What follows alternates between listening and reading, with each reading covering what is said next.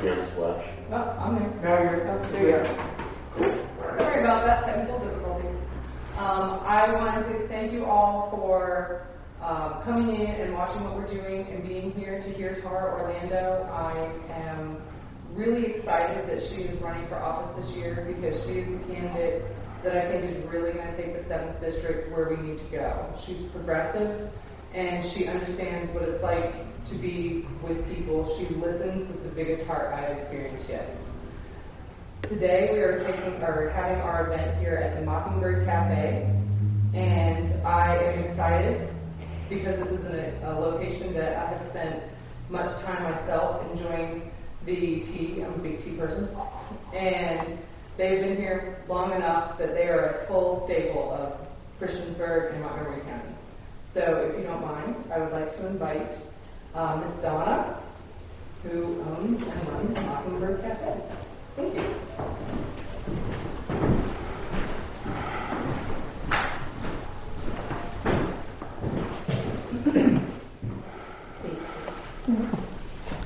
I apologize for the notes. It's a little late in my day since I'm a baker. Hi, I am, like she said, I'm Donna Posey Speaks at Mockingbird, kind of on Main and Franklin and Christiansburg. I've lived here all my life, but I've also lived abroad, so I have a little more perspective on the area.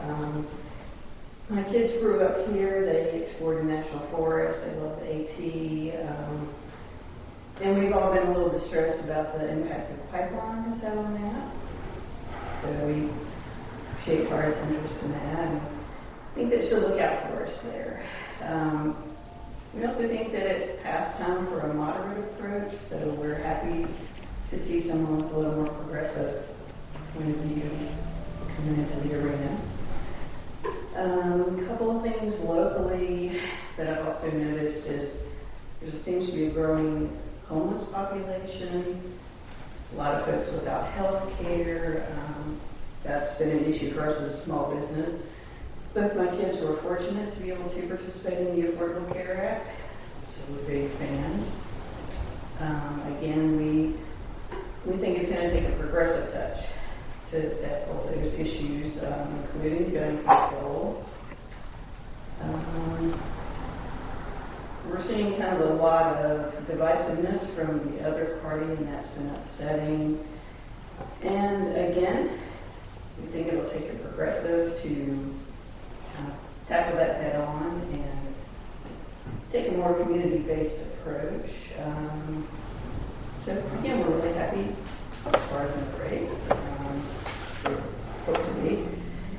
And thank you guys for having us here, and welcome.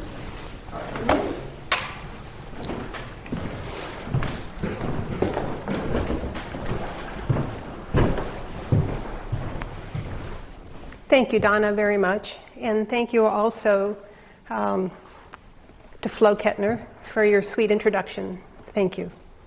My name is Tara Orlando, and I am very excited to be running for candidate for District 7 delegate in the House of Representatives. So the reason I started to run is because of living in this area for over 20 years and seeing very little change in the last several years. I felt this is high time to do something. I'm very concerned about the state of affairs of our entire area. My whole life has been about making a difference, and I feel this is an opportunity that I can step into a place where I can make a difference in a broader scale. I am trilingual. I am fluent in Spanish and French. I have lived abroad. I actually was born in Florida, but I moved to the Dominican Republic when I was just a baby and grew up there, and also lived in Europe.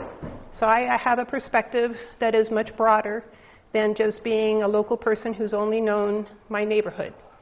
But now, since being in the area for the past 20 years, I have had an opportunity to make a difference in our area in several ways. I have been a small business owner most of my life, and I have run and operated farms.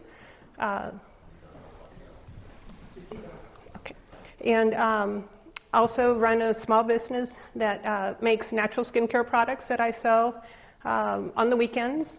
But since COVID, all that has stopped.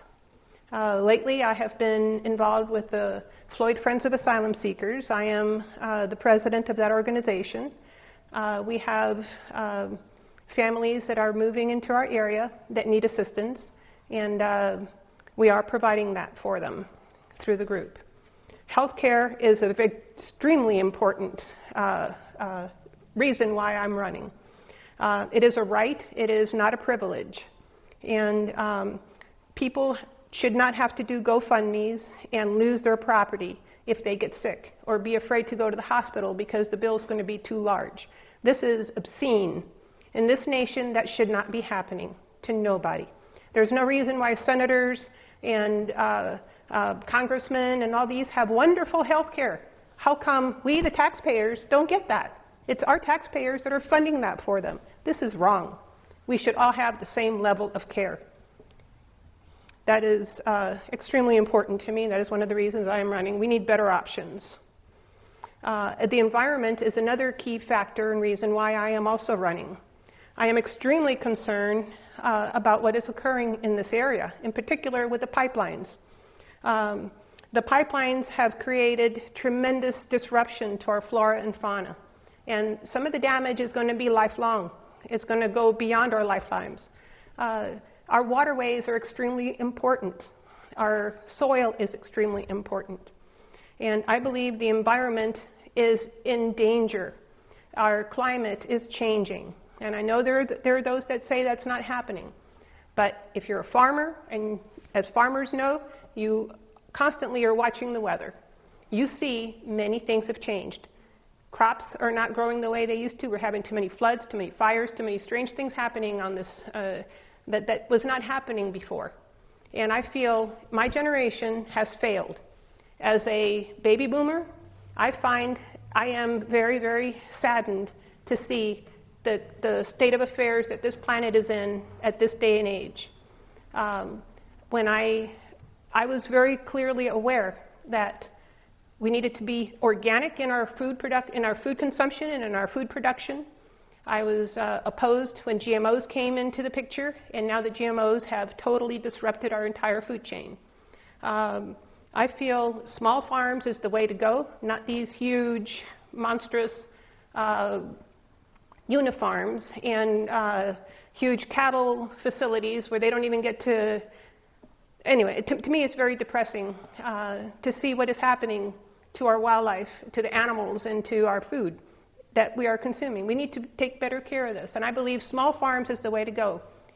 Many people having small farms, growing different crops, we can provide a lot of food in our area. This area is extremely fertile, and I'm very concerned that a lot of farms are disappearing. A lot of the folks that are farmers now are aging, and their children are not interested in taking over that possibility. So it's very important. One of the work that I'm doing with the asylum seekers is many of them are very earth-based and are familiar with animal husbandry and food production. So they're going to come in and help fill in the gap for jobs that people locally do not want to fill. The legalization of cannabis is extremely important. We need to go beyond decriminalization and need to expunge the record of petty marijuana crimes. I expected this to happen back in the 70s, and here we are now in 2020s, and we're finally talking about making this happen.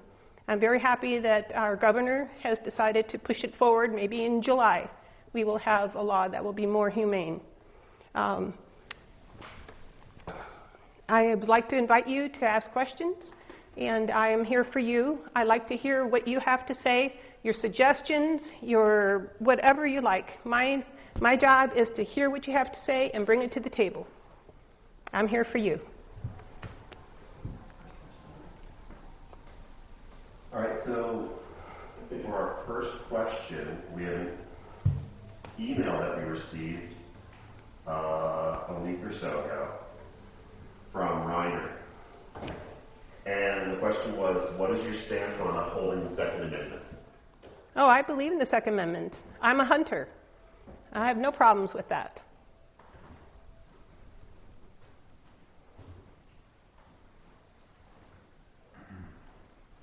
Regarding the Mountain Valley Pipeline, you said that you're very troubled by that, and you're concerned about the effects on the flora, the fauna, and the environment. And certainly, that is definitely a big concern.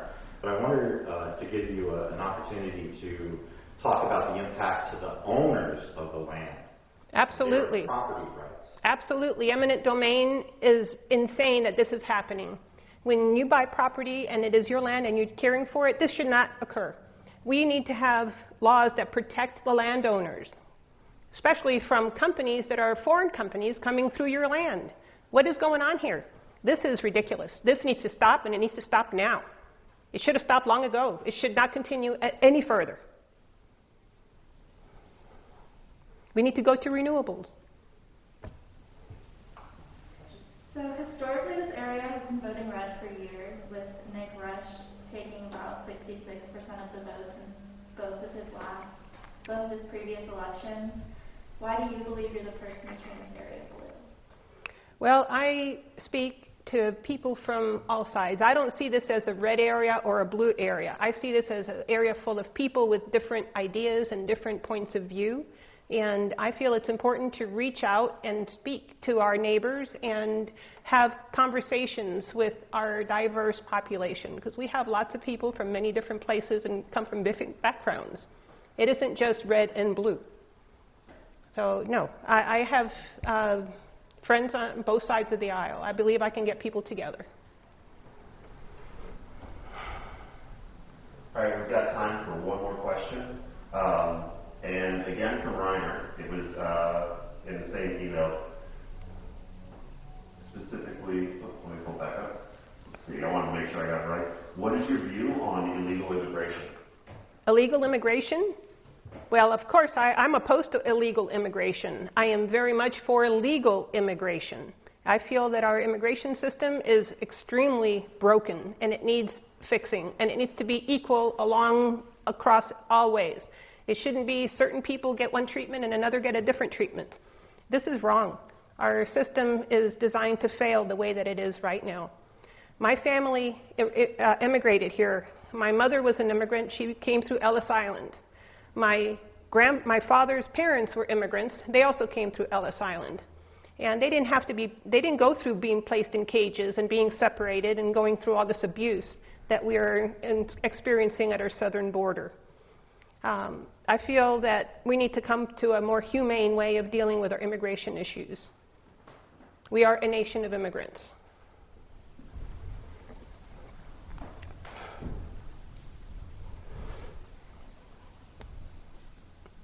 I want to say thank you very much for having me today. I encourage you to look up my website, taraorlando.com, to find out what we're up to, get a little bit more information, and also there you're welcome to shoot me questions. I'll be happy to enter into dialogue. Thank you for your time, and have a wonderful evening.